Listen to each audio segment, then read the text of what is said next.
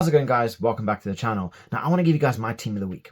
This weekend, we got to see just Argentina coming away with the biggest comeback that they've ever had, coming back from a deficit of 21-0 at halftime to win the game. We saw England, for the first time in 12 years, beating the All Blacks at Twickenham, and we saw South Africa come through with a huge win over Italy.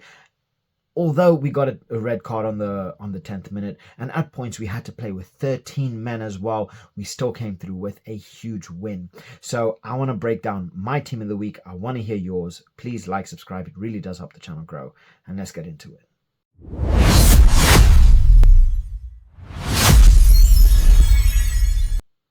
So this really was a crazy week. It was a weekend of history, and my choices have been so difficult because although I would love to give everything to South Africa, there were just certain individual players that just performed better than South Africa. South Africa played very well as a team, as a unit, to come through with a win, and they definitely did had some good performances. But throughout the weekend, some individual performances that were put through was absolutely ridiculous. So all of these choices are not necessarily in order, but who was in your team of the week, and who was your player of the weekend? So let's have a little gander through it. So my pack is Danilo Fischetti, Julian Montoya, and then Joe Hayes. Fischetti was an absolute thorn in South Africa's foot. They couldn't do anything without Fischetti being there. And honestly, just in Italy in general, their forwards were so dominant. We really, really struggled with the scrums for a good portion of the game. And even close to the second at the end of the game, we were still struggling, although we were with 13 men at points when Marco van Staden got himself a yellow after Franco Mostert got himself a red on the 10th minute. We struggled, and we even saw Ethan Hooker fill in at the 6th position in the scrum. So yeah, big moments. Fischetti was an absolute nightmare. Julian Montoya led his side to another crucial win, starting the game off and leading by example with a try. I think it was on the 54th minute, around there, and really putting in a captain's performance and showing that even though he's a hooker, he can still come in big when he is needed and put in those crucial points and to get the players up and running when they need to. My number 3 is Joe Hayes. Honestly, the tight heads were difficult because you had the likes of Tite Furlong as well, who played well. But honestly, Joe Hayes, I was a little bit sketchy about him. I was a little bit worried that he's not going to be able to handle the pressure. He's not going to be able to handle the physicality, especially considering his counterpart was Fletcher Newell. But he did it brilliantly. Joe Hayes really put on a strong performance and came through the victor, and actually putting the work to Fletcher Newell and showing why he deserves to be up there, with the big boys. So yeah, that's my pack. In terms of my lock pairing, I am going Charles Olivant and Alex Coles. Now, Olivant for France, he put in a huge performance. He's back from injury. He's getting back into the swing of things, and he is looking good. He's looking fit. He's looking strong. So he put in a stellar performance for me. And then Alex Coles gets that 5 role. Alex Coles, he put in another strong performance for England. He's following his Saints form over into international games, and he's really putting in the hard work. He's doing the hard graft. Playing where he plays is not easy, and he's showing why he deserves to be there. Alex Coles put in another dominant performance, big hits, big tackles, big carries as well. So yeah, Alex Coles at 5. I'm not being biased. There were some players that were definitely up there in the running, but personally for me, Alex Coles, he put in absolute shift up against New Zealand.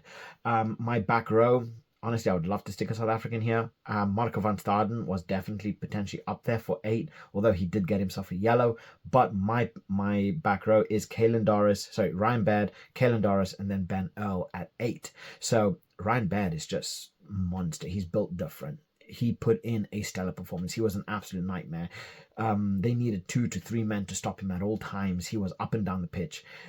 He was, like I call Tom Curry, the Terminator. So he just could not be stopped.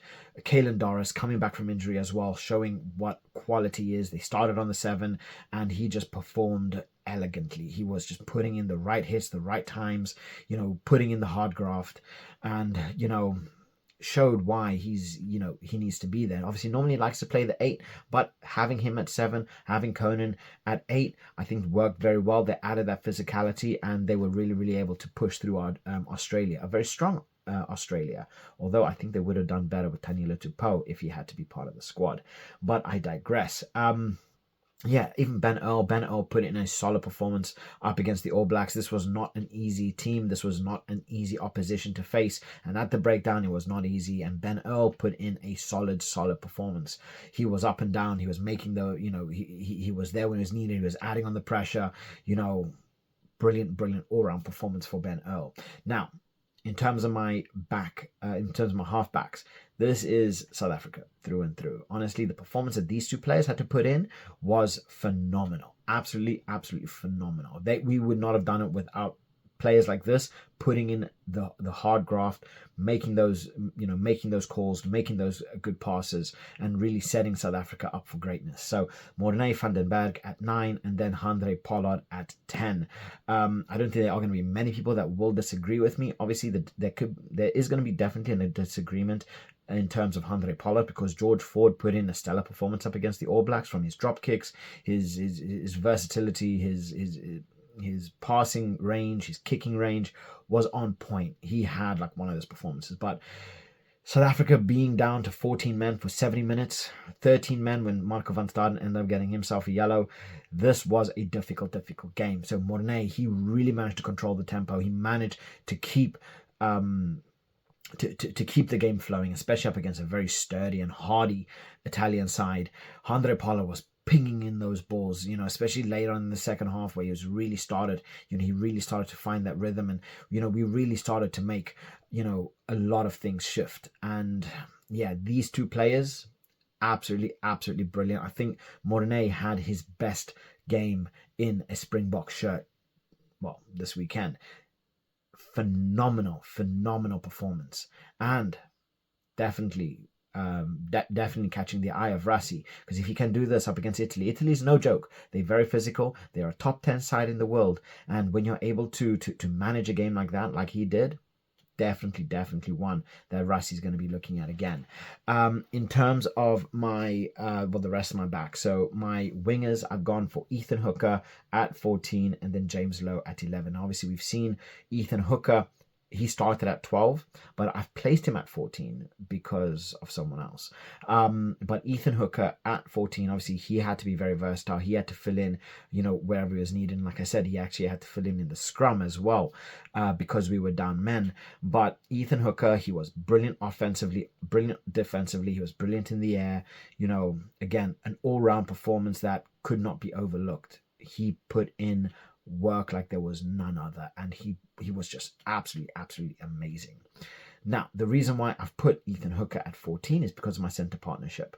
I've actually put Andre Esterhuizen at 12 and Kanan Moody at 13. So Andre Esterhuizen, he was originally taken off for Edwin van der Merwe, right? And there was a lot of shifting because of the players that ended up, coming off, and, we were down players. So Andre Esterhuizen really had to play a hybrid role throughout the entire game. Now, I've put him at 12 because, honestly, the back row, I couldn't get rid of them. I thought they were absolutely brilliant. And whether you can count Esterhuizen as a forward or a back, I put him as a back because I thought the performances that he put in, the performance he put up against Italy, phenomenal. Absolutely phenomenal. And then obviously Kanan Moody coming up big when he's needed most, putting in the big hits. He put in some really big hits, finding the space that was needed, pulling off those brilliant passes, just phenomenal. Kanan Moody was just outrageous, especially in the second half. He was outrageous. And then Magic Mac Hansen, I put him at my 15 because this guy was phenomenal. I started calling him Magic Mac Hansen. Who needs Hugo Keenan when you have Mac Hansen that's capable of putting in a performance like this? A first half hat trick. Oh, that was beautiful. That was beautiful work by Mac Hansen. And that's definitely going to be showing Farrell that Mac Hansen is definitely an option at 15 as well because of the performances that he can put in. He's not only at the 14, he can put in solid performances at 15, even with Hugo Keenan, who's one of the best 15s in world rugby. I'd probably put him right now just behind Tomo Ramos.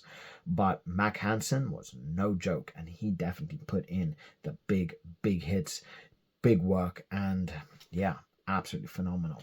So, who was my player of the weekend? I'm giving that, as much as I hate it, I'm giving it to Mac Hansen. Mac Hansen, I thought that first half was just sublime. It was just beautiful work. Absolutely beautiful work from Mac Hansen. He really took it to a whole new level for Ireland. He really set Ireland on a big path, on the best path that you could possibly need. He pulled up big up against an Australian side that, if they were given an inch, they could have turned the game around quite easily. So yeah, out of all of these absolute monsters that played through these games, I've given it to Mac. So let me know what your thoughts are in the comment section below. Please like and subscribe, and I'll catch you guys later. Bye.